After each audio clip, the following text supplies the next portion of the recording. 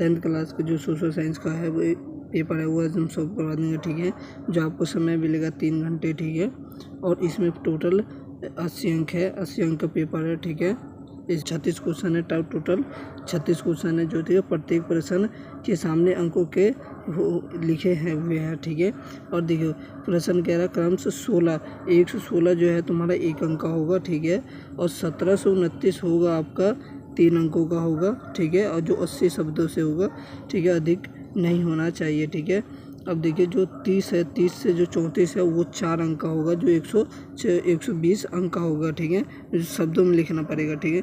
तो देखिए अब हम चलते हैं क्वेश्चन पे। देखिए कि इंग्लैंड और स्कॉटलैंड के बीच एक्ट ऑफ यूनियन 1707 का प्रभाव निम्नलिखित में से क्या था। तो आपका आंसर ए हो जाएगा, ठीक है। क्या कह रहा है, विच one of the following was the effect of the arts of the union 1707 between England और स्कॉटलैंड कह रहा है, ठीक है। तो इसका आपको करेक्ट आंसर हो जाएगा ये, इसका भी ए हो जाएगा, ठीक है। इंग्लिश मीडियम वाले बच्चों के लिए, ठीक है। अथवा वाला क्वेश्चन कहता है कि निम्नलिखित में से किस देश समूह में क्या इंडो चाइना हिंदू चीन बना है, मतलब हिंदू चाइना बना है, ठीक है। तो कब बना, तो आपका करेक्ट आंसर हो जाएगा सी इसका, ठीक है। और देखिए हमारा वो इंग्लिश वाला क्या कहता है कि which one the following groups of contracts comparisons Indo China, मतलब इंडो चाइना तो आपको सीधा करेक्ट हो जाएगा सी, ठीक है। अब देखिए हमारा दूसरा क्वेश्चन क्या कहता है, देखिए क्या फ्रांस में किसकी छवि के सिक्कों को और डाक टिकटों पर अंकित की गई है, तो किसके पे की गई है, तो आपको बताइए बी, ठीक है। आपका बी हो जाएगा। इंग्लिश वाला कहता है कि in France house amazing where market on cons and steps doing क्या है 1850 की, ठीक है। तो आपका क्या हो जाएगा, इसमें आपका डायरेक्ट हो जाएगा बी, ठीक है। इसका भी हो जाएगा। अब देखिए हमारा ये अथवा वाला क्वेश्चन क्या कहता है कि पहले इंग्लिश से देख लेते हैं। कह रहा है कि in which one the following years France troops landed in, कहते हैं इसका कब हुआ था, तो आपको सी हो जाएगा, ठीक है, 1858 में, ठीक है। ठीक है, हिंदी में यही कहता है निम्नलिखित में से किस वर्ष में फ्रांसीसी सेना का विनियम की आधारित की डाला, ठीक है, किस पे डाला था, तो आपको इसे हो जाए 1858 में, ठीक है। तब देखिए हमारा क्या कहता है, तीसरा क्वेश्चन देखिए क्या कहता है, which one of the following methods was used by Mahatma Gandhi to fight the rich कैरेमिस इन साउथ अफ्रीका, मतलब किसका साउथ अफ्रीका कहते हैं। तीसरा कह रहा है कि साउथ अफ्रीका, तो क्या हो जाएगा, आपका करेक्ट आंसर हो जाएगा सी, ठीक है। ये हो गया सत्याग्रह, ठीक है, सत्याग्रह मतलब जो सत्य के रास्ते पे के गांधी जी हमेशा कहते हैं सत्य रास्ते पे चलना, ठीक है। अब देखिए इसके हिंदी में कह रहा है कि दक्षिण अफ्रीका में क्या नवदेशी सरकार के से लोहे लेने के लिए महात्मा गांधी ने निम्नलिखित में से किस पद्धति को अपनाया था, तो किसको अपनाया था सत्याग्रह, ठीक है। तो चौथा क्वेश्चन कह रहा है कि विच among the following names was began invested to sections all actions and operations in 1921, ठीक है। तो ये बोल रहा है क्या पता है, आपको पता है कि ये गांधी जी ने करी थी, ठीक है, महात्मा गांधी जी ने, ठीक है। अब चलते हैं, देखो पांचवा क्वेश्चन क्या कहता है हमें।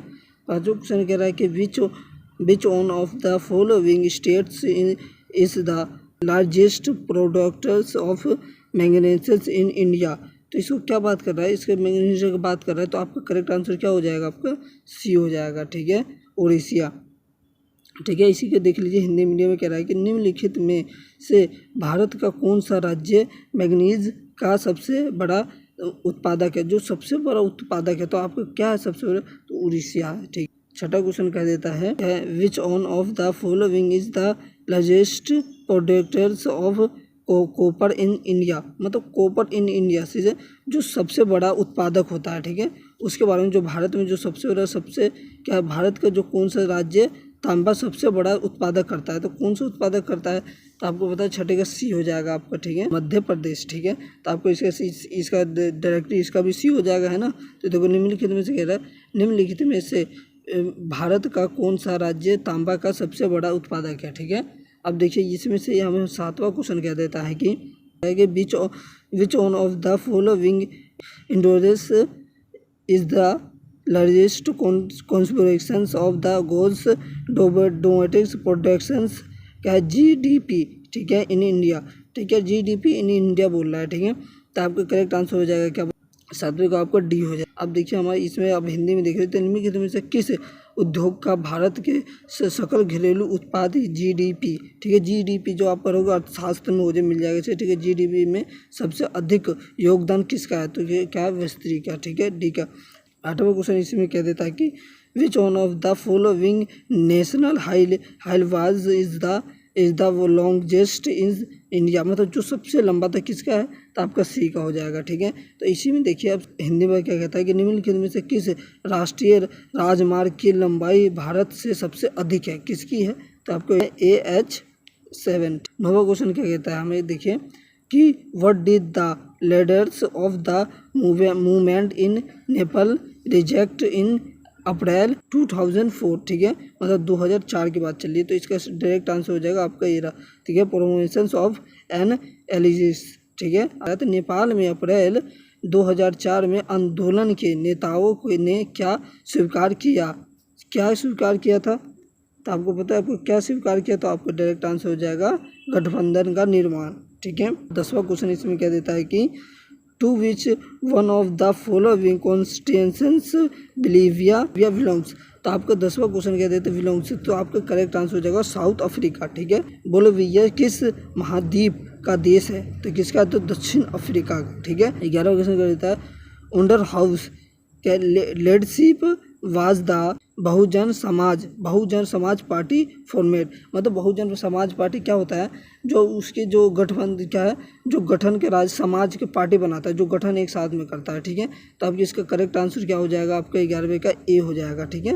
हिंदी में देख लीजिए क्या रहा है, हिंदी कह रहा है कि बहुजन समाज पार्टी का गठन किसके नेतृत्व में होता है, किसके मतलब क्या है, मायावती, ठीक है, मायावती में हो जाता है, ठीक है। 12वां क्वेश्चन इसी में क्या देता है कि विच one of the following changes does not come under foundations of changing, आपको डायरेक्ट आंसर हो जाएगा, ठीक है, बी हो जाएगा, ठीक है। हिंदी देखिए क्या कहता है कि निम्नलिखित में से कौन सी चुनौती लोकतंत्र की बुनियादी आधार बनाने की चुनौती के अंतर्गत नहीं आती है, किसी में अंतर्गत नहीं आती है, तो आपका ये करेक्ट हो जाएगा बी, ठीक है। 13वां क्वेश्चन क्या देता है कि इन द बेटर सिस्टम, मतलब बेटर सिस्टम की जो बात कर रहा है वस्तुओं के विनिमय की प्रणाली, ठीक है, जो वस्तुओं की प्रणाली होती है, ठीक है, तो उसका आपके डायरेक्ट आंसर हो जाएगा, ये देखिए सी हो जाएगा, ठीक है। हमारे हिंदी में कहता है वस्तु विनिमय प्रणाली में कि तो क्या हो जाएगा, तो आपका इसका भी हो जाएगा करेक्ट, सी हो जाएगा, ठीक है।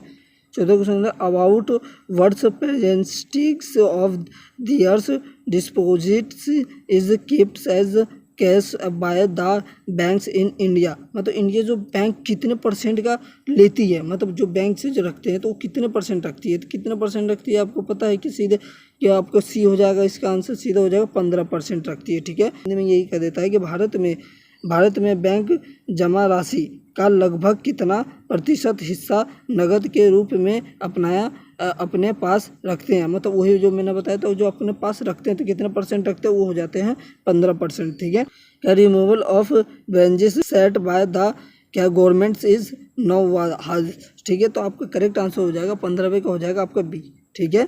अब देखिए हम हिंदी में कहता है सरकार द्वारा अवरोधों को हटाने की प्रक्रिया को क्या कहा जाता है, तो आपका ये हो जाएगा उधारीकरण, ठीक है। अगर जो आपको कुछ ही से उधार लोगे तो आपको कोई अगर उससे कहेगा तो उधारीकरण ही कहेगा ना उसे, ठीक है। ये 16वां क्वेश्चन कह देता है हमें कि in which one the following years was the right to information acts implemented, ठीक है।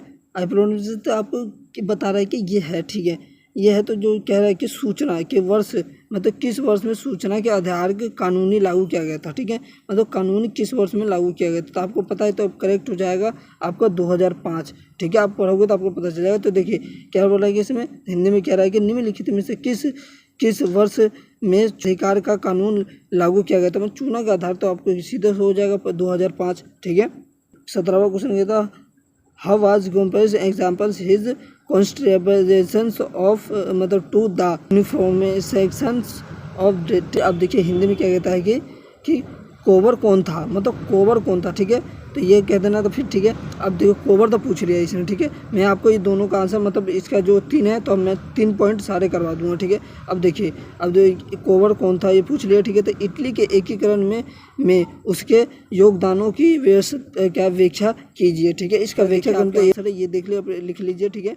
17वें का हो जाएगा, ठीक है। तो इसका देखो 17वें का अथवा वाला क्या कहता है कि अनुबंधन व्यवस्था के तहत अनुबंधित श्रमिकों के कार्य करने की किन्हीं 3 परिस्थितियों की व्याख्या कीजिए। तो ये रहा, देखिए उदाहरण ये है अथवा वाले का है ये, ठीक है। ये नोट्स अथवा वाले का भी है, तो अथवा वाला आप कर लीजिए, ठीक है। 18वां क्वेश्चन क्या देता हमें, साइमन कमीशन का उद्देश्य क्या था। साइमन कमीशन का उद्देश्य क्या था, ठीक है। एक पॉइंट तो यहाँ हो जाता, भारत में इसका क्यों विरोध किया गया, ठीक है। तो ये रहा इसका आंसर है, करेक्ट आंसर ये, ठीक है। आप याद कर लेना, ठीक है। एक्यूरेट ये आते हैं क्वेश्चन, ठीक है।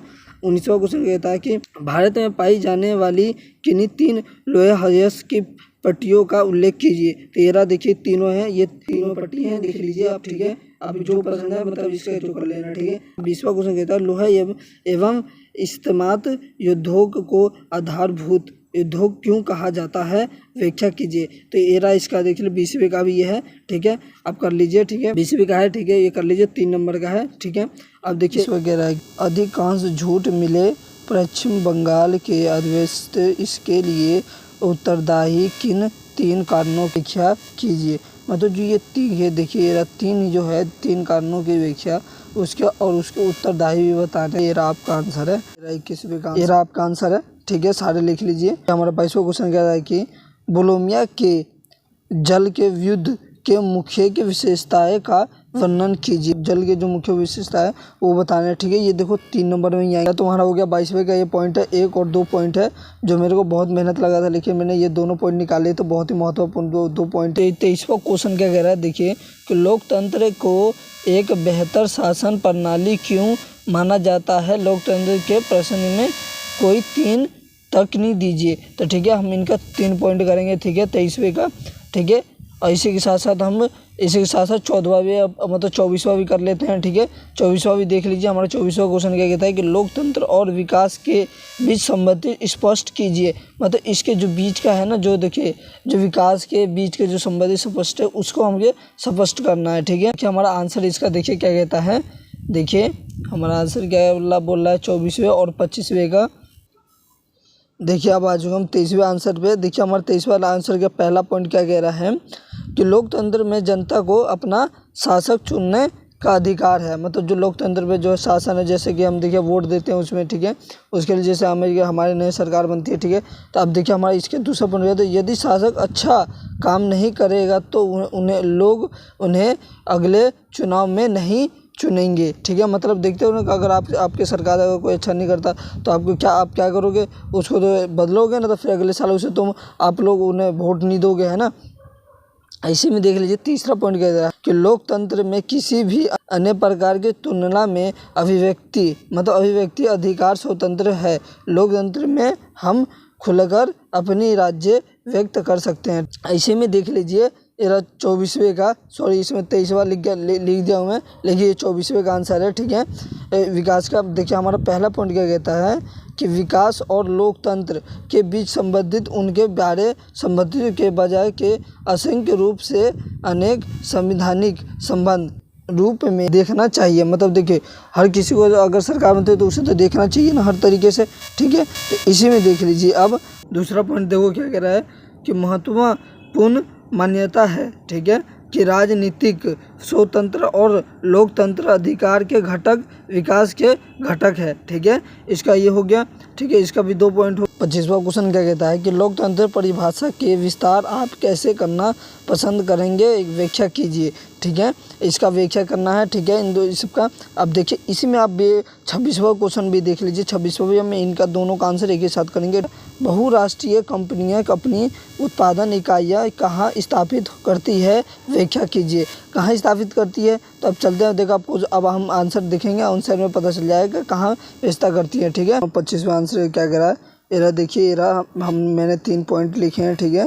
ये तीनों में से जो आपको पसंद है, तीनों में से अब वो तीनों पॉइंट में से जो मन में आया वो लिखे। 26वें का आंसर देखिए हमारा क्या कह रहा है। पहला पॉइंट देखिए एरा, ठीक है, आपका एरा, ठीक है, पहले पॉइंट एरा। दूसरा पॉइंट है आपका ये पहले का था, ये दूसरा पॉइंट है रहा, ठीक है। ये रहा तीसरा पॉइंट। आपका 26वें का आंसर हो गया। 27वें और 28वें पे देख लेते हैं। अब 28वें का ऐसे ही कर लेंगे, ठीक है। अब 27वां क्वेश्चन में क्या कहता है कि वैश्वीकरण क्या है और व्याख्या कीजिए, ठीक है। वैश्वीकरण क्या है और व्याख्या कीजिए, ठीक है। अब देखिए वैश्वीकरण की व्याख्या करेंगे, ठीक है। इसी में हम पहले 28वां क्वेश्चन भी देखिए। 28वां क्वेश्चन कहता है कि बाजारों में नियमों तथा विनियमों की आवश्यकता क्यों पड़ती है, आप क्यों, व्याख्या कीजिए, ठीक है। इसका व्याख्या करना हमें, ठीक है। इसका व्याख्या करेंगे, ठीक है। अब चलते हैं आंसर क्या कहता है 27वें और 28वें का। 27वें आंसर पे, ठीक है। देखिए हमारा 27वां आंसर कह रहा है, ये रहा देखिए। आपके वैश्वीकरण के बारे में जो पूछा था हमने ये लिख दिया, ठीक है। जो शब्द में सारे बताया सारे लिख दिए, ठीक है। और ये दूसरा पॉइंट ये रहा आपका, ठीक है। दूसरा और पहला पॉइंट है, ये बस पहला पॉइंट थोड़ा सा बड़ा हो गया, ठीक है। पहला पॉइंट थोड़ा बड़ा हो गया, लेकिन दूसरा जो पॉइंट है जो मैंने कोशिश करा है तो छोटा करने की कोशिश किया है, इसलिए छोटा हो गया, ठीक है। अब देखिए हमारा इसमें 28वां आंसर देखिए। अब हमारा 28वां आंसर क्या कहता है, चलिए अब देखते हैं 28वां आंसर क्या कह रहा है कि देखिए ये 28वां ये रहा, ठीक है। 28वां के मैंने दोनों को कोशिश करे छोटे कर दिए हैं, ठीक है। 28वां का अब, ठीक है, अब लिख लीजिए 28वें का। अब देखिए और दूसरा पॉइंट ये रहा, ठीक है। दूसरे पॉइंट का अब लिख लीजिए, ठीक है। अब चलते हैं अगले वीडियो में। देखा अगले वीडियो में इसी के साथ मिलते हैं। आज के लिए इतना ही, ठीक है। जब तक आप लाइक करें, चैनल को सब्सक्राइब करें और ज़्यादातर वीडियो को ज़्यादातर शेयर करें, ठीक है।